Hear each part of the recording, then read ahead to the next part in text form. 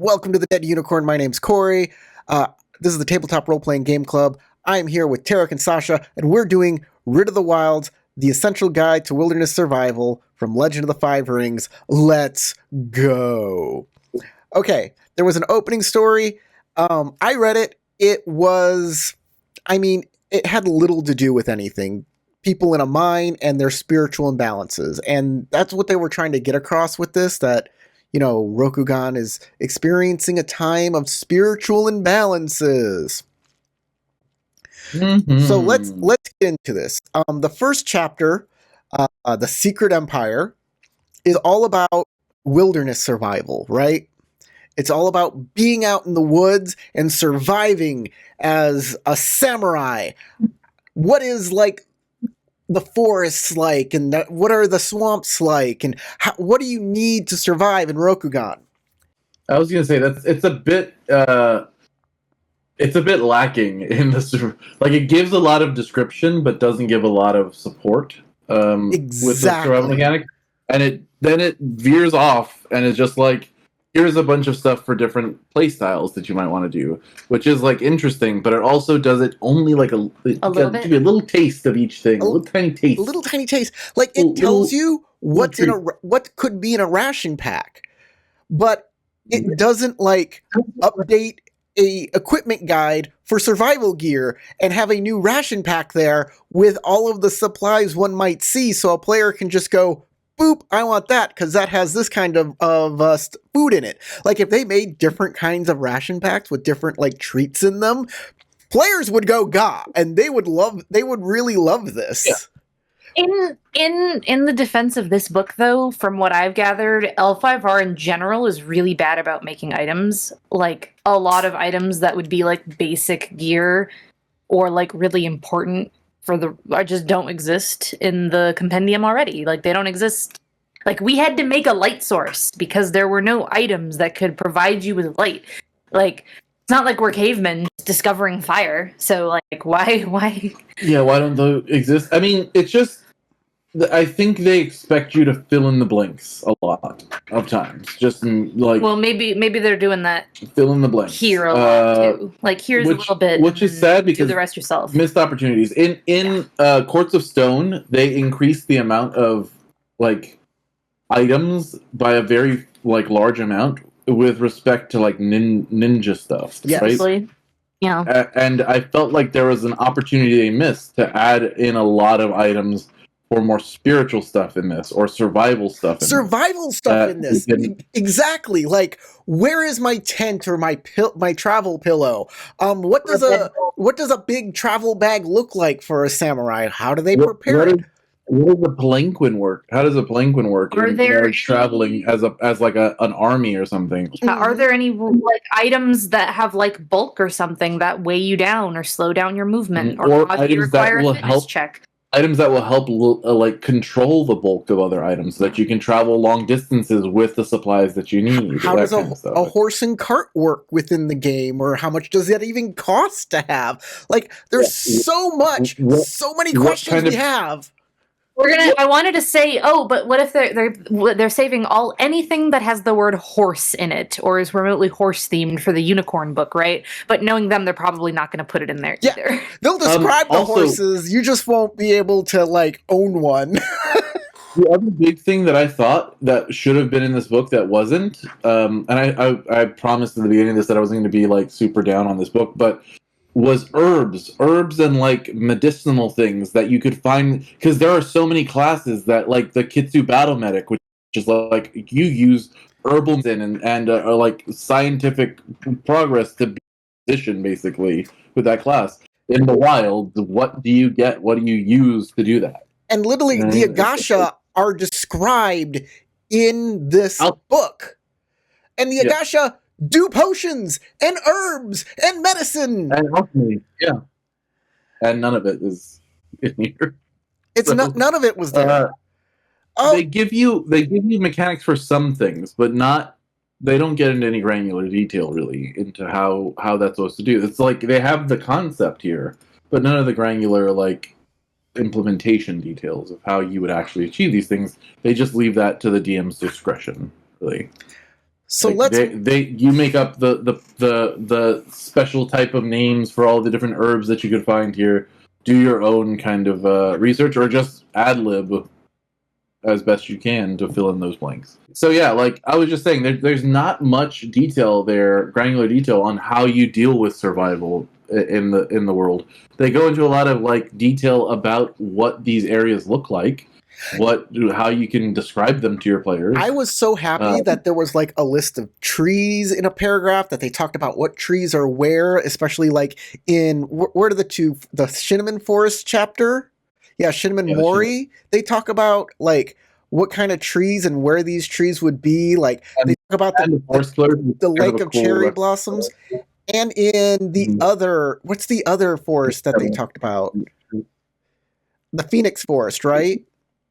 Yeah, the one up north with the Phoenix. Isawa Mori. Was it Isawa Mori? Yeah, Isawa Mori. Isawa Mori, yep. Yeah.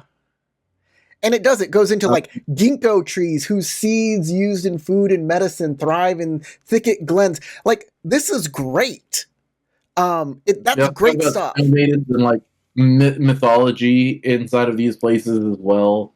Like what's kind of spiritual aspects you might encounter in any different like region, which is cool. Like that's cool. I wish they would have gone into more granular detail. Like I said though, like what herbs are found in these places that are special to the region, or that could be medicinal that you would want to collect and do stuff with. What we could have used are lists. Lists, yeah, exactly. Like lists. Make like them even random. What kind of tree do you find? Randomly roll. There's a poplar. You know. I pulled up the second edition L5R rule book in preparation for this, because that book has so many lists, so many just excellent resources. You're in this province. Here are some things. Here's some encounter ideas. And the one thing that I wanted to comment about Writ of the Wild was I like that it gives you plot hook options as well. There's a ton of plot hook options. Those are interesting. That like hook. I forget what the one that they used here was. It's like hook, building tension, and climax, or something like that. Yeah. But in old L5R, do you remember they used to have the hook, challenge, strike, or challenge, focus, strike method of describing. That's right. Challenge, focus, strike method of describing plot hooks, and I loved that ideology that they had with that, and I thought they were going to use that same terminology, but they didn't. Why wouldn't they? Why? But yeah, why would they really? Come on. I know, but this does have a feeling of like one of the old Secrets of books or the Way of books. If you have played L5R back in like the second edition world or first edition world, it has a feel like that, where they give you, there's a bit of detail on about everything that you can think of, but it's pretty shallow at first, and there's some mechanical rules, but there's just not as much detailed rules that I would have liked in this book. I think the writing, the actual making of the paragraphs and stuff is superb. It's great. It's like, it's but great. There's just not. It's great detail. There's just not that game support there. This is a role playing game, and we need the gamification stuff to help us. The fluff is there. The fluff is there, and it's there in great quantities. I remember the old book, Emerald Empire, when Emerald Empire came out first. That first book, everybody was like, "Oh, this is just a fluff book. Like, it's not really it's just a fluff book. It's like not really needed for your game unless you're a DM. You want to run games, because then it'll have like a wealth of knowledge and lore for you. Not a lot of like hard mechanic. Like there's no crunch. The crunch rule term that they use for describing game content in a book. I feel like this is the same. It has a lot of fluff, and the fluff is really good, really detailed, really descriptive. And there's some crunch here. There's some interesting crunch here, in fact. Crunchy. But it's not as granular, and it's not as broad or focused on the point of the book. It's not survival crunch. It's like here are other classes, other options to how you want to play. Let's talk about crunch, some of those other. That's a whole different. Let's talk about some of the other things. We're not going to go into the rules of these guys yet, But like, let's talk about the chapter that has them, like the yokai and spirits chapter. There's a Nezumi chapter, and then there's a Naga chapter. And I think we can talk about all of these kind of in the same way. What, like, I do like that they all get mons. Have you noticed the mons? Yes. Like the yokai mon has a like a weasel with a sword in its mouth on page 15. Yeah, it is awesome looking. Is it a weasel? I thought it was like a panther, but it probably is a weasel. Yeah, I don't know. Let's double check here. I'm gonna go. Whoops, I passed it up. Described? So, what do you guys think? Is that a mongoose? A weasel? Is that a cat? It's an otter. It's a sea otter. Is it a sea otter? Oh, it's an otter! Oh my god, it's an otter! Oh my goodness, I love otters. Now it's so cute. It is a cute otter with a friggin' sword in its mouth. Let's find the other ones. Great. The Nezumi, obviously, one of my favorite races in the world. They only go into the Tattered Ear tribe of the Nezumi, not the overarching multitude of tribes. No, they were, and they give you. They were more fleshed out in the Shadowlands book. That's true. But here, they give you the Tattered Ear Nezumi specifically because they live in Cinnamon Forest. That's true.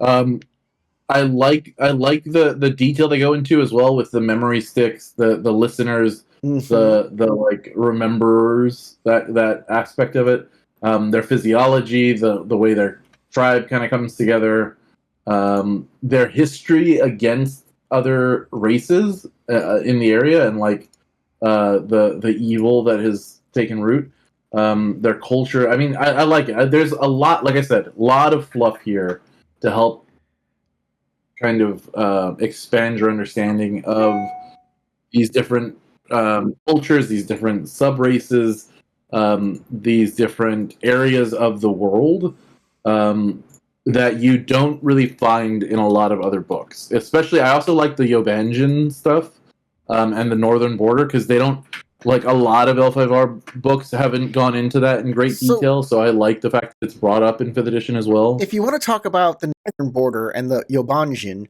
I started reading the Yobanjin. I was like, okay, we can play some Yobanjin classes. There are some Yobanjin schools here that we can... I was like, that's kind of cool. I kind of like that. But the first Yobanjin tribe that they cover doesn't exist. Yeah. And I'm like, why are you telling me about this thing that I can't play and that doesn't exist? But maybe you're like one of the exiles from that clan, from that tribe, and you're wandering around, I guess. But other than that, there still are 2 other Yobanjin tribes that are pretty interesting. The one that lives right smack in the middle of Rokugan is, I think, the most interesting. Yeah, it's compelling. That's for goddamn sure. So, if you wanted to see it's the Seketsu Pass Yobanjin, right? Yeah, yeah. The Seketsu Yobanjin, yeah. Those are very interesting in their own right. The idea, I do also like the fact they cover imperialism and colonialism and the effects of those things on the world.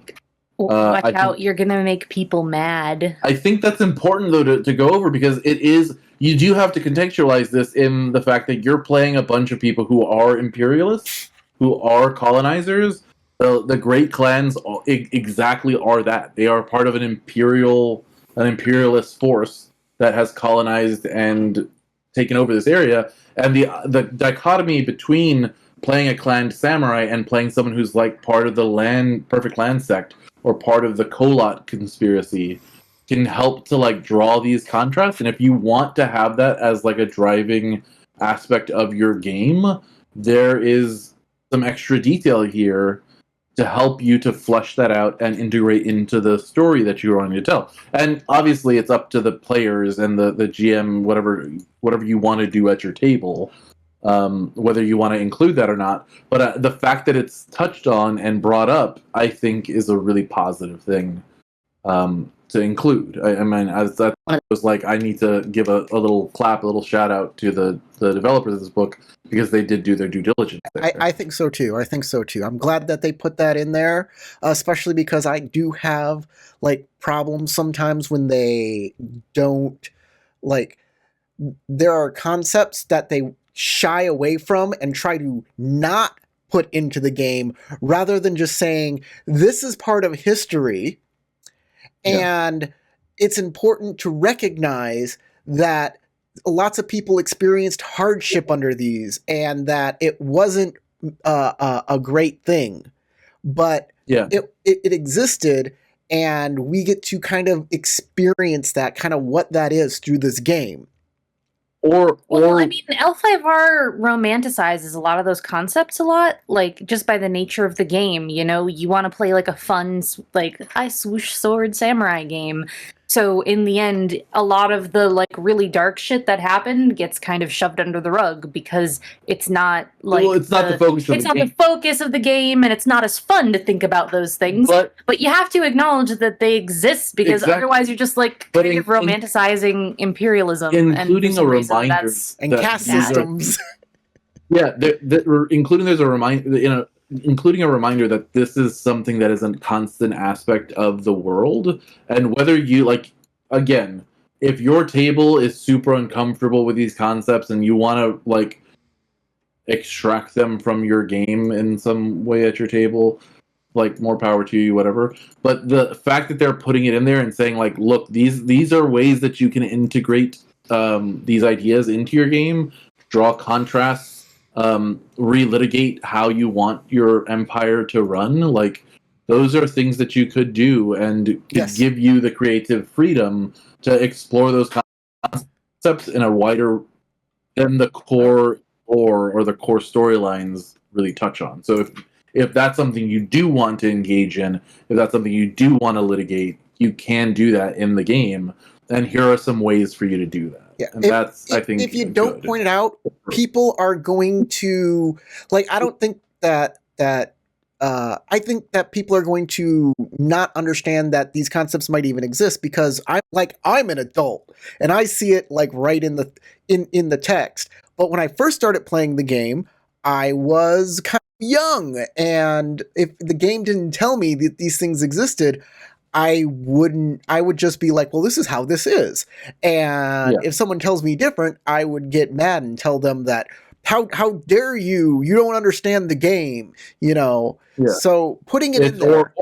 Or the cardinal sin of, it's just the game, get over it. Yeah. Just who cares? It's just a game. But this is a game where inherently you have a caste system of lower caste people who are subjugated and forced to do hard labor for you. And it's based on real shit that happened. Like, we're not making this stuff up. Yeah, it's not like happened to people. Yeah. And there's historical relevance to this, right? Feudalism was a thing for many years. You play historical fantasy when you play L5R, so like let's not shy away from like, this has actual real elements of history. This has real world relevance. Yeah, there are lines to be drawn here between what happened in real world and whether, like I said, whether you want to actually play through that as a realistic fantasy, or if you want to play it as a high fantasy thing where no, the peasants are all taken care of and they eat like, you know, kings, and everybody's happy, and the Yobanjin weren't ruined, their lands ruined. And I mean, if that's how you want to play the game, that's not how the game is written, though. So it's true. Still up to the writers of the game to acknowledge things based off the game they made. The fact that the game makers acknowledged these faults and brought them up is good.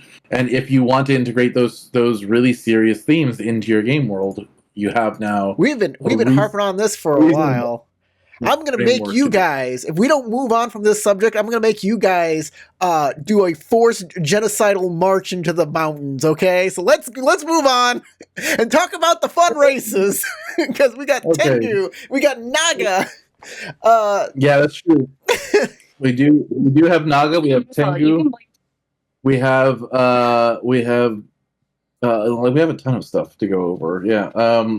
I do like the Tengu. I feel like having the Tengu or the Kenku, like, they changed the naming of this. I think I'm not 100% sure what the reason was behind it, but from Kenku to Tengu at some point. I don't know if that was in 4th edition as well, that they called them Tengu. But I remember in older editions they called them Kenku, and I'm not sure why they're So changing this it to Tengu. is a regional dialect kind of thing. Tengu and Kenku are the exact same thing, and anybody who tells you different is a silly, goofy person who it's like, well, a nerd is like this and a dork is like this. Nobody cares. They're the same thing. You're both for trying to come up with a difference. Yeah, exactly. But yeah, a Kenku and a Tengu are, very similar to the point of it's just a cultural difference. We here in the South, we call them this and they do this, and here in the North, we call them this and they do this. They're essentially the same thing. But yeah. Here they do call them Tengu. If you call them Kenku, don't, if somebody calls them Kenku around you, don't jump down their throats. They're correct. Did they? I don't remember reading in the Tengu section that they kept their ability, their historical ability or their mythological ability to form things out of nothing. No, I did not see that. But because that is a part of the creation myth and a part of Soshiro, the actual person. Shoshiro was created and named out of the nothing. Yeah. With the help of a Tengu or a Kenku. So I don't know if they're keeping that aspect. These are the powers they get. It's on page 45, Mask of Air. They can do illusionary glamours. The second thing is they can do spiritual projection and travel throughout the entire world using spiritual projection. So how do illusionary glamours and spiritual projection work in game? Make it up. Seriously, it does not. There are no rules for this. You can look in the back of the book where all of the kata and stuff are. Nothing.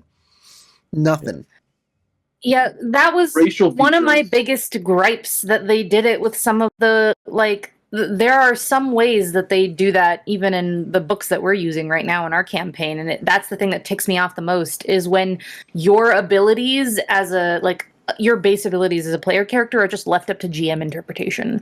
So you never have any consistency in what you can do.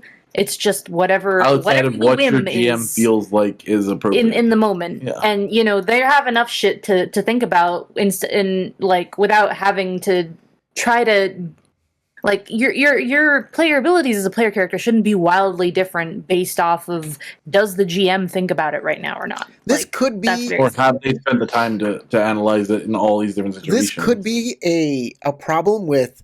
They might have a game designing kind of team and a lore team, and they are not talking with each other. They are not coming up with a cohesive plan to how to make this book. Yeah, I do have to say the book kind of feels unfinished. I liked it. I thought it was really interesting. I really liked the idea that you could play monster races.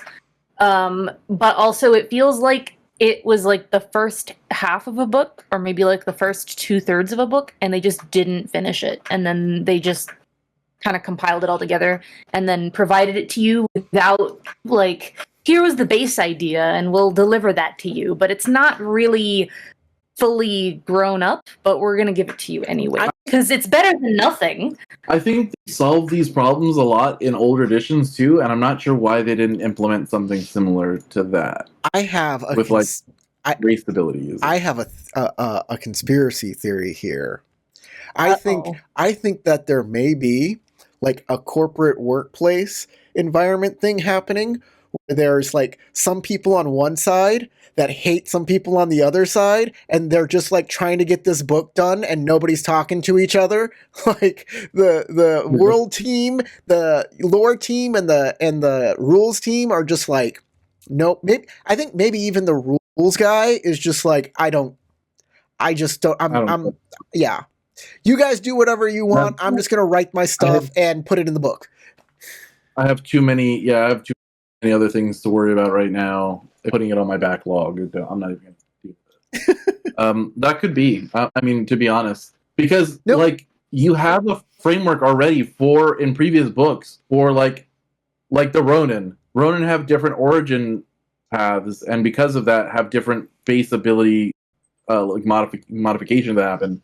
Why not offer the same thing for beast classes, like beast races. If you're a beast race, why don't you have those like spiritual projections and illusionary glamours as like literal techniques that you start with, and they have tangible mechanical effects? That would make sense to me. Let's talk about the Dragon Clan. But before we get into that, it's very important for me to say that I'm very upset with book because they put in these pretty like serpent mermaid people in the artwork, and then they just like don't talk about them, and I feel like that is a crime against me specifically. I feel personally victimized that they don't make an appearance here. Yeah. Yeah. There's a lot of stuff that don't make an appearance, but there's even other monster races that don't make an appearance, like the Zokujin and the goblins and ogres. You should be able to play a goblin or an ogre, right? Like those are races that other fantasy games have made. Maybe not an ogre, but maybe a goblin. No, not there's a Shadowrun. They've always been monsters in L5R, but you could play an all Shadowlands campaign, right? They used to have rules, I believe, for Zokujin though. Zokujin used to have. What are Zokujin again? Zokujin are the little like lizard people who live in the mountains and can literally like burrow through and they're like miners. They're used as miners in different areas. And the Mujina are another one. Yep, they're tricksters. They used to have. They're trickster spirits that the crab used to use all the time. Okay. So like there were some that were tied together a bit more. And then Nezumi, obviously, I love the Nezumi, but I wish there was more crunch there for the Nezumi. Anyway, let's go to the Dragon Clan. Okay. So they go into a little more detail with the Dragon Clan. Like their history. They go through each family and kind of tell them like what exactly each one's like culture and traditions and values and religion and what they're concerned about. What each one of them are, right? And for some, like the Togashi, it's pretty great. And for others, like the Miramoto, like they don't have a culture. They wrote 2 paragraphs of culture and said absolutely nothing. Yeah, they have like 4 paragraphs in culture, and it's all about kind of like their founder and. Yeah, it's like we're very stern. They're very stern, and they're very like. No. That's not like. What kind of parties or festivals do they have? Like, what do they celebrate? What do they, what do they shame? Like, nothing like that. No, nothing cultural. Do they have a special food?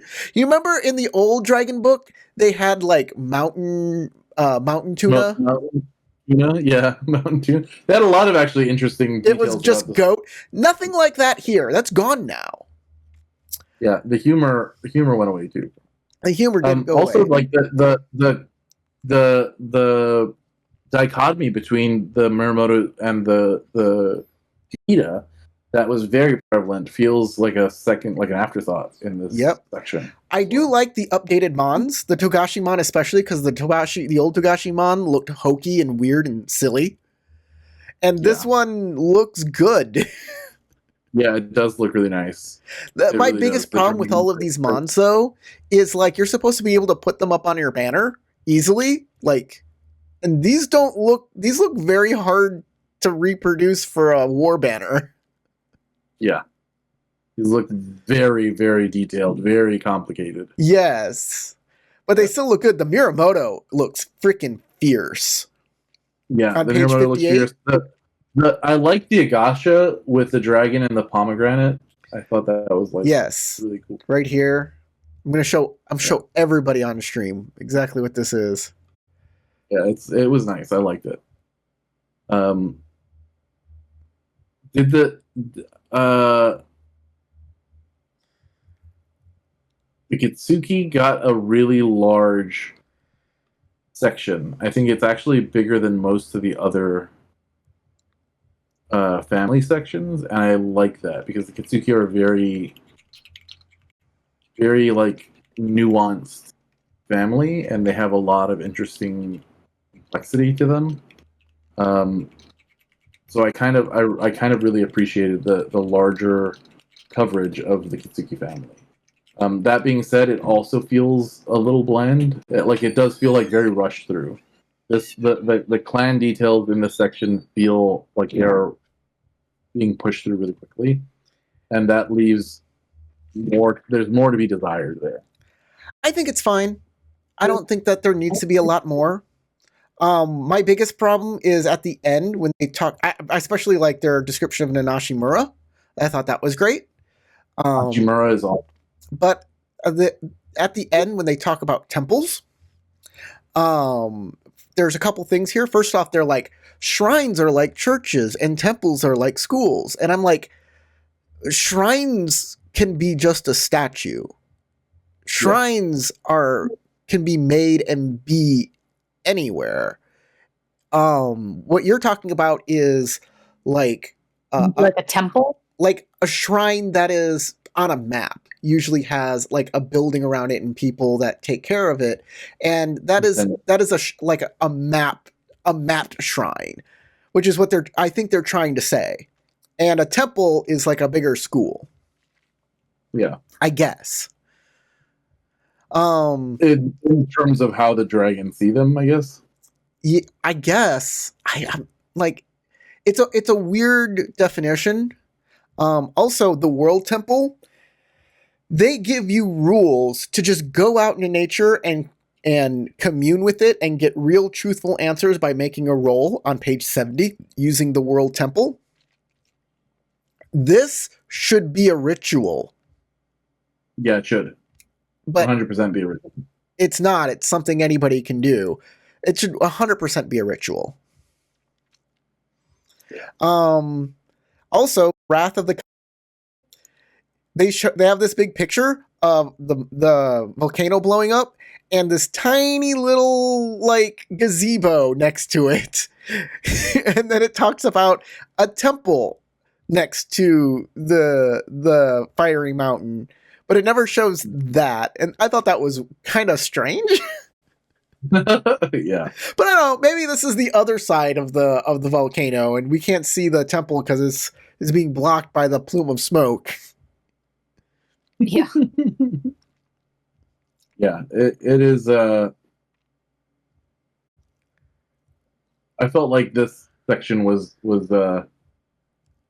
again, little details. There's a lot of general information, not a lot of granularity, and some of the stuff that is introduced here feels like it wasn't fleshed out well enough. Like maybe it was like a point that somebody was supposed to come back at, but they didn't. Should we even go over the Dragonfly clan, since I think you're just going to say the same thing about it? Should we just move on to rules? I mean, the Dragonfly clan, they have been better represented in every other edition of L5R but this one. And I don't even like the Dragonfly. I don't like the Dragonfly clan either. It's like, what do? Oh, we're gatekeepers for the dragon? That's it? Why don't you just Dragon Clan? Because a lion and a dragon got married and they betrayed another lion and there's been a war feud going on because apparently the lion hate everything and everybody. Yeah, it's a little too much. The Dragonfly clan needs something more. Needs some oomph, needs its own identity. Yeah, because the Dragonfly's clan identity is so closely tied to the Dragon Clan that they're just a piece of the Dragon Clan, in my opinion. They actually kind of became a piece of the Dragon Clan later on.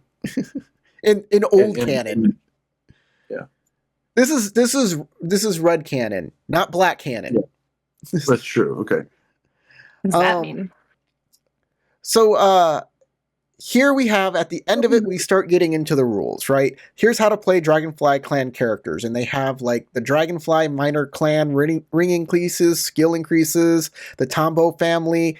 And then it goes into new schools. And I'm just like, where are the Tengu, the Yokai, where are their clan and family benefits? That's what I was saying. That's exactly what I was saying before. was they didn't codify like, oh, here are the Tengu. They get these two abilities. But wouldn't it be make more sense if you just made them a family and a clan and gave them those benefits with as a codified as if they were, yeah, mechanic inside of that area? These are things that you get as part of being that. Instead, you get the revised game of 20 questions where you could be from the farmland or the forest. And that's what you're supposed to pick for your yokai or your ratling. And the thing is, all of these rules are just reprints from Path of Waves. Yeah, Path of Waves. It's basically exactly the same. Yeah, it's just a reprint. And then we go into sample paths for your ninja, your sample ninja. I thought this was. Is this ninja or is this? Yeah, this is ninja. I guess it just says sample paths. Yeah. I thought these were supposed to be your legacy, your like ancestral legacies. I think so. Yeah, for Dragon Clan members. I don't know. And what's your character think of? Oh, here's sample ninjas. Oh yeah, then there's the sample ninjas. Yeah, then there's the sample ninjas. Okay, so then it goes into schools. We got our Dragonfly school. And I mean, the school ability isn't great. It's really hard to pull off. It's a TN5 theology test. And then it's reduced by a number equal to your school rank to a minimum of 1. So as you go up in school rank, it comes down. But if you're rank 1, you basically have a useless ability that you can't use because it's so hard to pull off. Yeah, that you'll never pull off. Yeah. Laughing Monk. Really cool. Laughing Monk is really good. Yeah, Laughing Monk is really good. The Naga is simply their illusion technique that Naga get. That's their school ability, apparently. But the thing that frustrates me is that there's only one Naga school.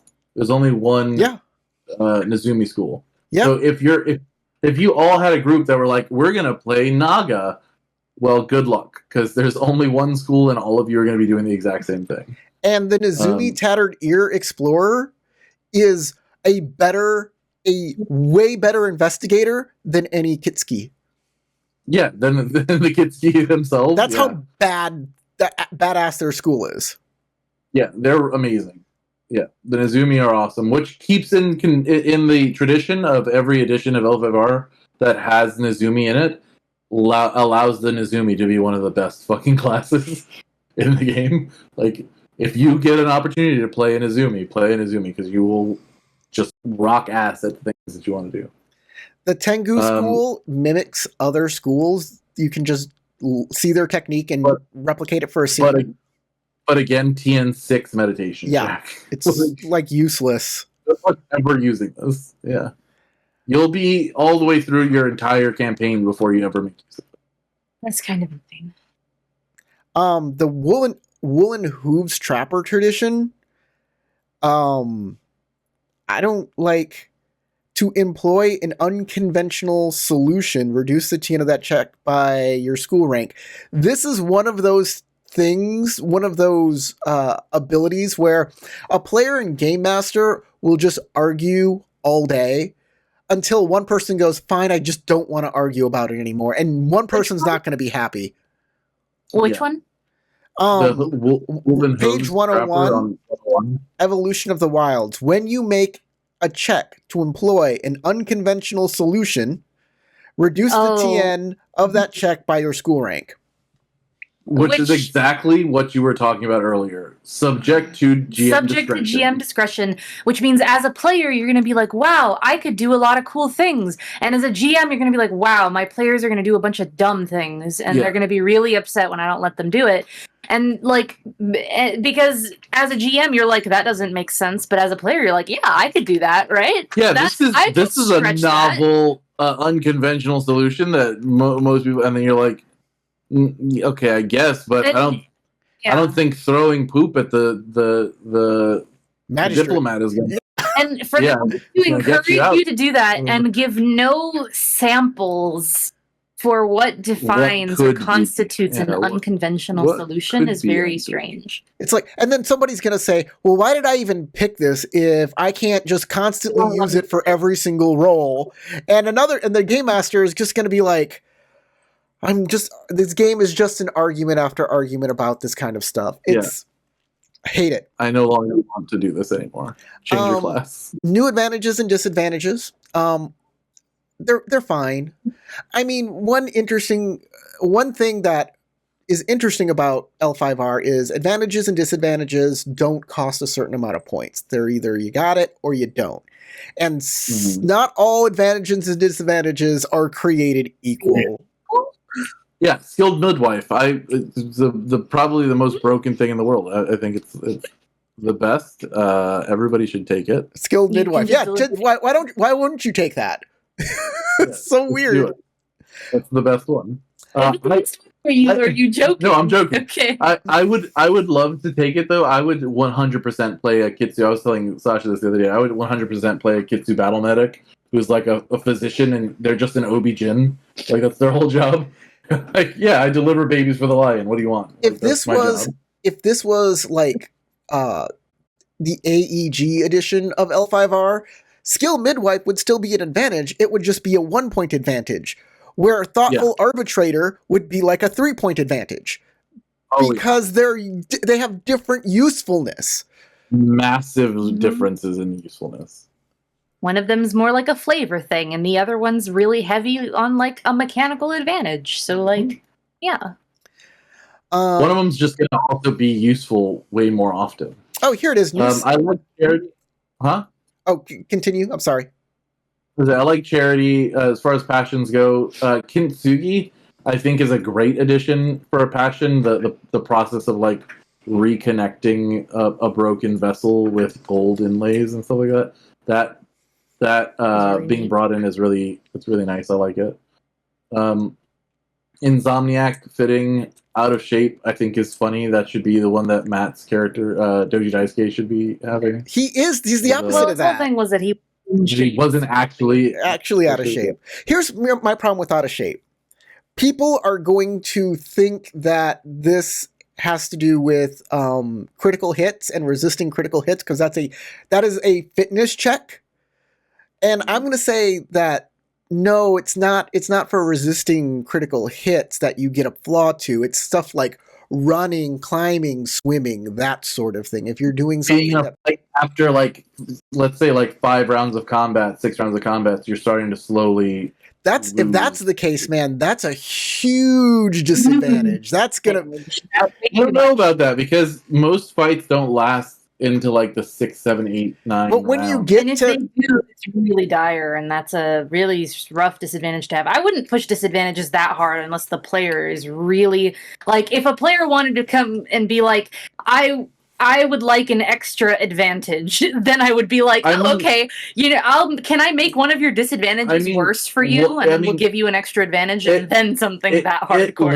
It literally suggests that these are the ways that it could be used, such as a martial arts melee earth check to outlast your opponent in a duel, or a performance earth check to recite a very long taxing poem. So if just talking long enough brings you to the point where you're re-rolling, I'd say that halfway through a minute or 2 minutes into the combat, this is a huge disadvantage. I just want you to think about this. When you said most fights don't last that long, my initial reaction was like, that's because if a fight lasts that long, it's a really tense, nail-biting fight, and people are on their last fatigue trying to push themselves out, and suddenly, I'm sorry, you're out of shape.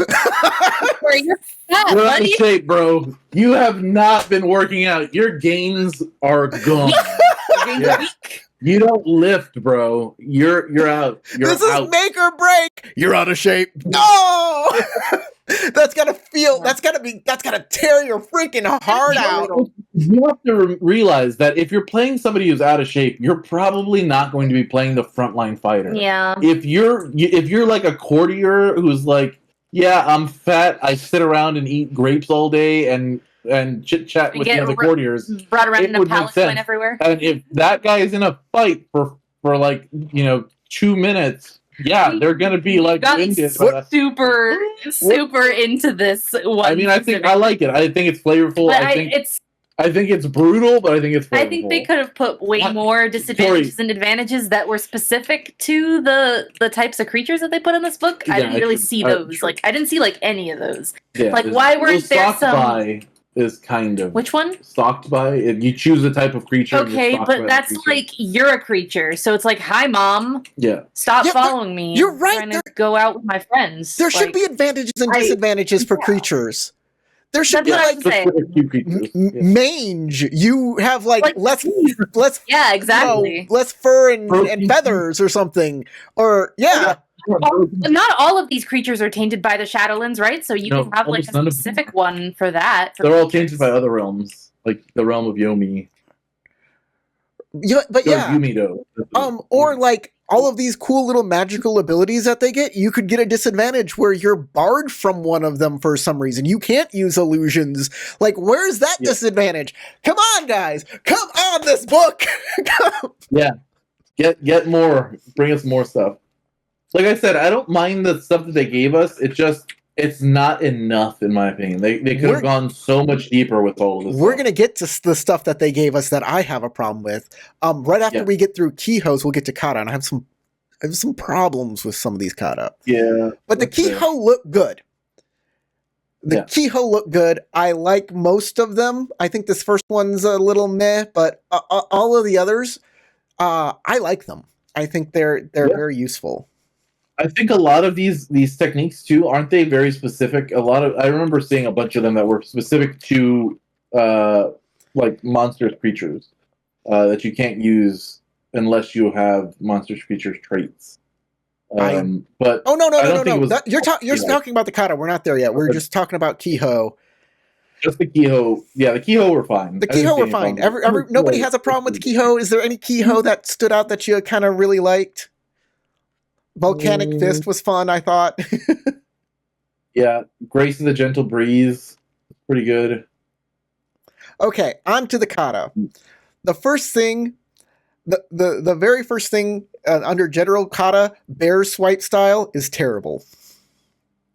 Because people are going to think it's used differently than it is. And it says, spend 2 opportunity, choose one of these following conditions, bleeding, dazed, disoriented, prone. If this check inflicts that condition on one or more targets, they cannot remove that condition until the end of your next turn.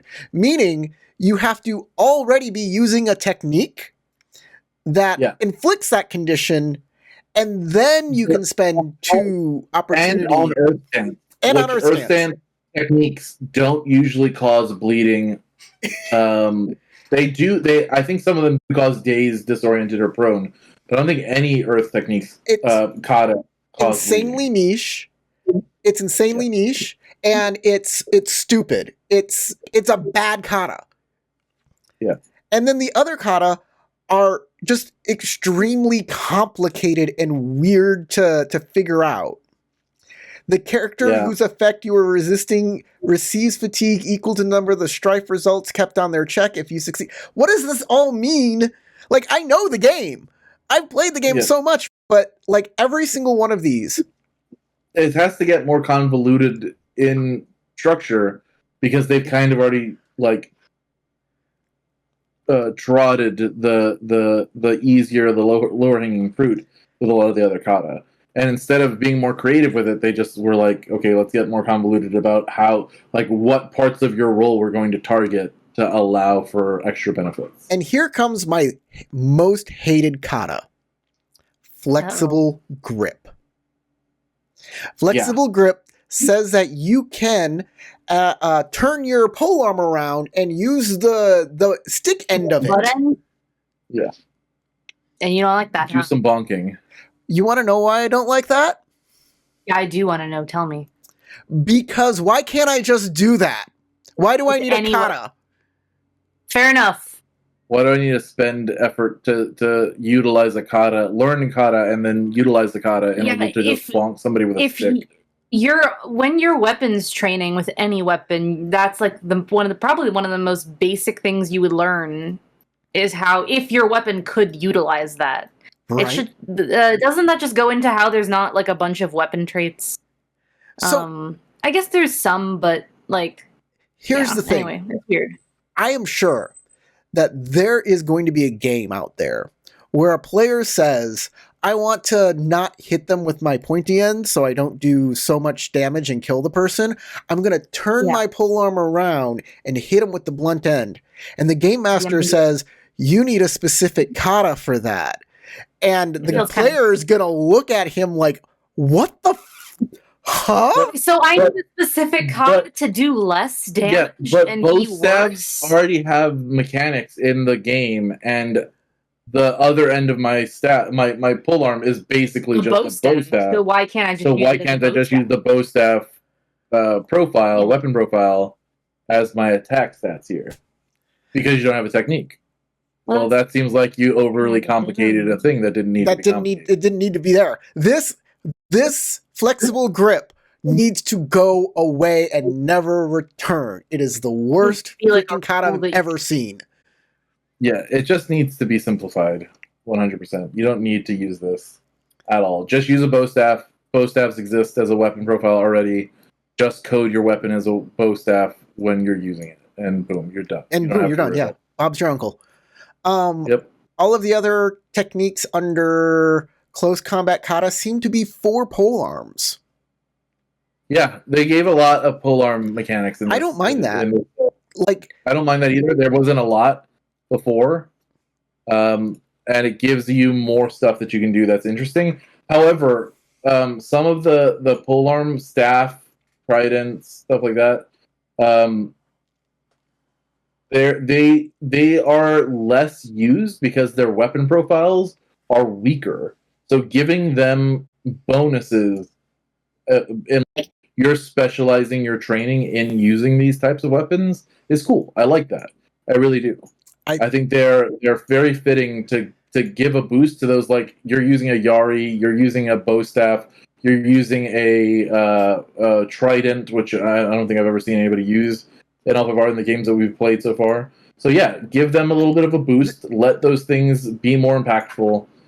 I'm all about this would be a great thing for, like, if all of the older books, if all of each source book, like, keyed in on a certain kind of weapon group and just had a list of kata to make that weapon group sing. Yeah, exactly. I like that. I would 100% love that. That works really well, I think. Now we're to the non-human kata. What do you want to talk about that?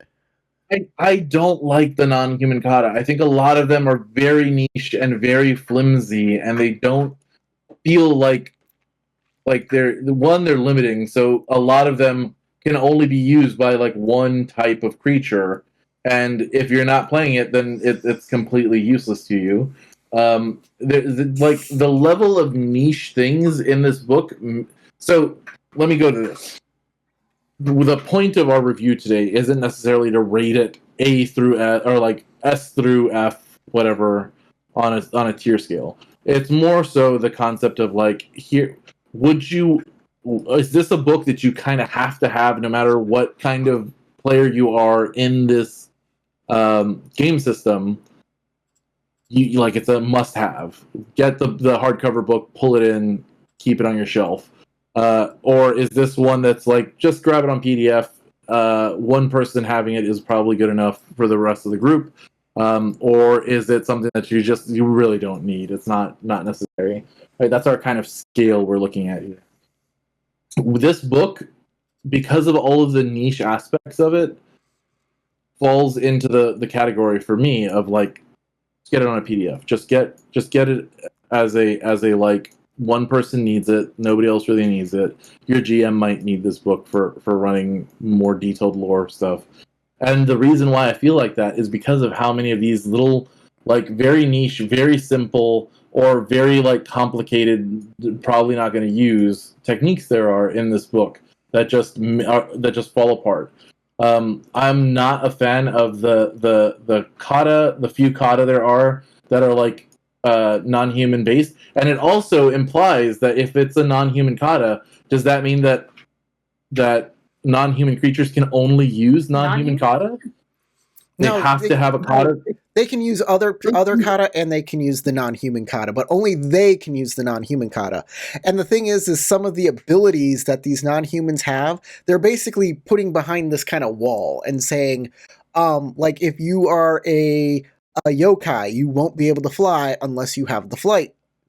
Which is silly, in my opinion, because if you're a ghost, are you just like walking around everywhere? You're just walking around. Sure, why not?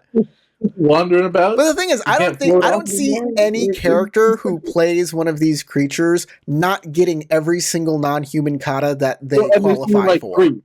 Yeah, there's only like 3 that any one of them are going to qualify for. So just get them all. Human creatures to be non-human. So if you don't have any cool non-human abilities, why did you? I feel like they could have leaned more into this again. Like, I agree. The book has so many areas where it's like, cool, I can play a Nezumi. There are 3 techniques that I can get from the non-human technique list. There is 1 school, there is 1 tribe, and that is it. So if I have a group of people who all want to play Nezumi, only one of them is going to be... They're all going to be the same. They're all kind of going to be the same, exactly. They're all kind of going to be the same. Either that, or you're going to be very generous with XP so that they can really branch out. Or you're going to be very generous and stretch the definition here and be like, yeah, you're a Nezumi, but you can totally be an Akodo Commander School person and just build it that way. Or, yeah, you're a Naga, but you could totally be an Iyuchi... Meishodo caster, fucking sure, whatever. Like, you're gonna have to stretch some definitions here to make what is here stretch enough to really satisfy a party. Unless you're having a party made up of one of each type of spiritual thing, which is a whole nother bag of worms. So, yeah, I was gonna push back on you, Tarek, and say like I kind of do like the idea of non-human kata. And it kind of makes it so you don't get all of these abilities at rank 1. Like, there are things that you can strive for your specific type of non-human that you get at rank 3 or rank 4. But yes, you are correct. It is slim pickings. It is slim pickings. You need more. I wish they padded this out with more ideas, more options. Draw from older editions where they had these kind of things as inspiration and remake that into something new here, because this is well trodden land for L5R, and I don't think anyone would blame you for drawing inspiration from those sources and modifying them for this game version. Like, so the last chapter, they redefine what imbalanced terrain means, and they go way deep into what imbalanced terrain is, which kind of supersedes the rules from the main book. I don't mind that. I want new books to supersede the rules from the main book sometimes, especially when you kind of, you need more to it, right? So I'm fine with that. I don't know if there's anything you want to say about imbalanced terrain. No, I mean, I like that there's more detail there. That's good. Before we go too much further, though, I was going to say about rituals. How do you feel about rituals being the only rules that talk about survival in this sense? I think it's fine. Going out being a hunter is a ritual. Being snaring creatures is a ritual. Hunter's expertise is a ritual, and only for Yobanjin. Well, here's the thing. Only for Yobanjin is silly and stupid. Like, so Shinobi or Yobanjin. Of any other class.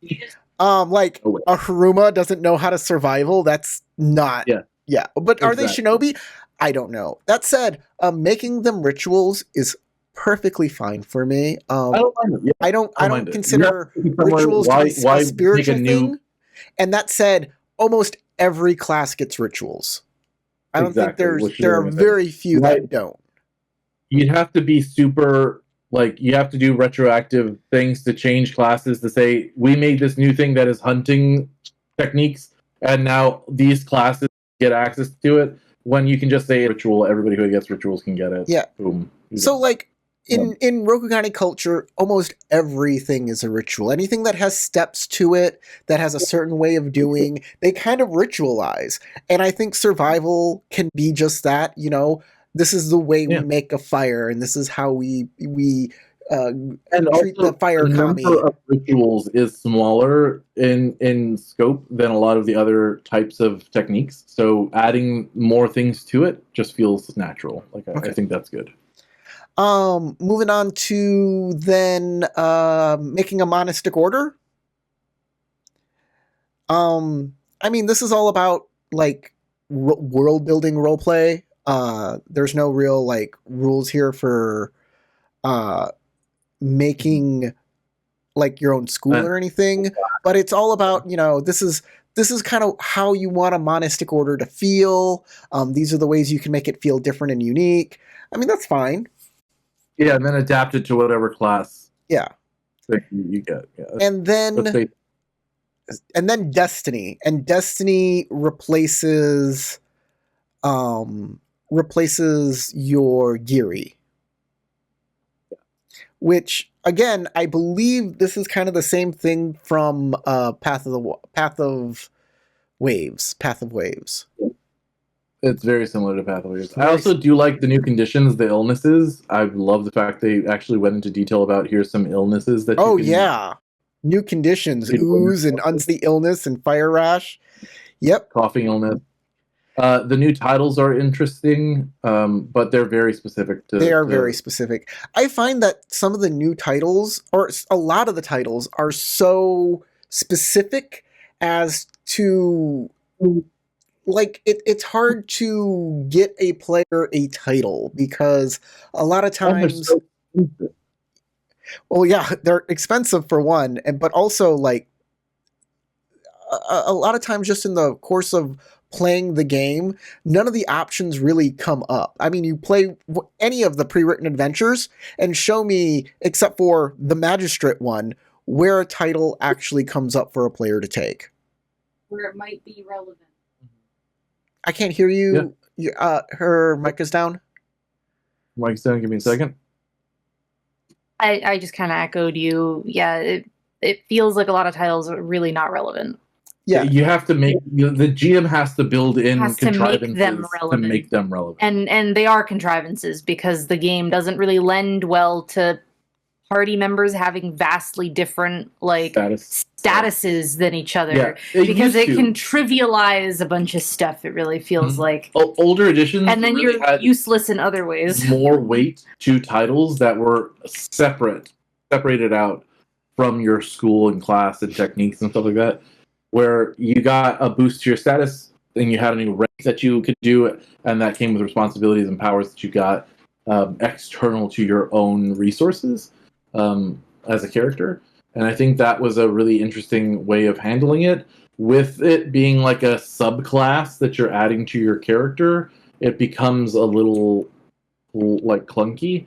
And I think unless you're playing a class where your main school is less valuable to you than the title is, you're probably just going to focus on your main school and want to continue doing that. And then have to invest 44, 36, 24 XP out of your main school to this progression, it's just going to bloat it out. So unless you're getting extra XP toward that specifically, I don't know. I think titles are something that going forward, whoever is going to be making L5R games and books and mechanics should look into adapting into a different way. So I think we've gotten to the end of the book. That's Writ of the Wilds for you. The review is pretty mixed. There's a lot of great fluff. There's a lot of great lore here. Tarek doesn't think it goes far enough. I think it goes exactly as far as it needs to. So Game Master's narrators can fill in details and make cool adventures that they want without feeling too stifled by the lore. Sasha, what do you think? Tell me your thoughts overall on this book. I feel like I would still buy it, but I do kind of yearn for more options. Like, I feel like there was like maybe like a expectation, right, that I had before I read the book of what it was going to have, and it didn't meet that expectation. It doesn't quite satisfy the fantasy, you know? I will like say of playing a monster race. That's the whole thing. That's the whole fantasy. I think it's a little weak. But I still think it's really interesting, and I don't think it would stop me from wanting to play one of these monster races if the time ever came up. Would you buy the book, though? I said I would probably. Yeah, so she had told me before this that she would definitely buy this book, regardless of how, like, much crunch was in it, because it gave a lot of flavor, a lot of information. I do. I like the monster races. So for Sasha, she wants to put it on her shelf as a player. As a player. I don't know that as a dungeon master. I feel like as a dungeon master, if you're not of that mindset of I need to own everything, I don't know that I would buy it as a dungeon master, and unless I was very specifically planning on playing a monster race campaign, just to have it, probably not. Let me talk about this rating system real quick before we get into it. All right, I have said, do you want it on your shelf? Do you want it as a PDF? And do you want it, or should you just pass by it in the store? And I separated them out by narrator and player. And player gets higher preference because everybody, like, if you should get it as a player, then like you're selling a lot of these books. If you're selling as a narrator, it's only one person gets that book. So, but on top of that, we're not taking into account collectors who want every single book. Like, we're talking about how useful this book is. Like, this is for people who want to play the game and get the most out of it for their money. I wasn't trying to say like a collector. I was trying to say if you're like a GM who wants to have all of their options available, not necessarily like, ooh, pretty book, go on shelf. But yeah. I mean, I love my Sea of Red books. I am also going to say this is a PDF for me. It's not a shelf. I don't know that I would buy this book directly just to get it. Few books are shelf for me, so I feel like it's a different scale for a lot of people. I would buy it as a PDF. I'm a PDF girl. I don't buy books physically, so it's like the other half of the scale is kind of irrelevant for me. As a player or narrator? Both. I don't buy physical books. I buy all my books online. Tarek, as a player or narrator, PDF? As a player and as a narrator, I would get this as a PDF. Just so that I could have access to all of the information that I need. If I was a GM, to make sure that my players had access to the information they needed. And so that I could use the lore information. So that's the thing that's the real big draw for me. The mechanics are kind of meh, in my opinion, in total. I could live without them if I needed to. And just not go. But the lore that's on offer here is good. It touches on a lot of information that I think is important for GMs to have. And as a player, I would want this specifically for the mechanics. So we didn't talk about. We did not talk about. And I think this is really important that we didn't talk about our favorite thing about this book before we go. Oh, right? Yeah. Right. Okay. Before I give my answer, let's talk about the one thing in the book that you loved the most. And for me, it's the redesigned Mons. Like, I know it sounds like trivial and stupid and like it's such a little thing, but I love that they did family Mons, and family Mons are back, baby, and they look great. Yeah. I hope they continue that tradition going forward. I have to say, it's the highlighting of the more serious themes and undertones of L5R as a game world and as a system. I think that is my favorite thing about this book. It brought a more mature view to how to interact with those concepts. Sasha? I mean, mine's, I think, pretty obvious. Monster characters go burr. I'm playing 2 right now. Yeah. Current. I like monster characters. If you give me the option to play a monster character, I'm gonna buy the book and I'm gonna play the fucking monster character. Like, I don't care. You put a snake woman in front of me, and I'm going to play it. So, like, do not. I'm a little, very simple. I like it. I want it. I want to play it. Sasha wants to put this on her shelf. Tarek wants to put this in a PDF. I get the tie-breaking vote here, and I really think that this is just a PDF that you can put in your, on your computer, get the rules, and just put them into your VTT, and, that's all that's necessary here. This is not a great shelf book. This is not a book you'll be pulling out and referencing and wanting to flip through it. And I just don't like see wanting to nostalgia go through and read through it. Yeah, I don't think that's not. It's a spot reference guide, in my opinion. Yeah. Okay, well, that's our first supplement book that we have ever reviewed, and we've put it on our list. I feel happy with this. I hope both of you feel okay with how this result came out. Yeah. So, I guess all that remains is for us. We aren't rating them from S to anything. No. Just if we want them on the shelf. Just if you want them on the shelf. That's kind of the point. Is this a supplement you would like go out and get for yourself? Is this something you would like show off on your display piece for like Corey? These are all the books that I have. These are my the honor right there.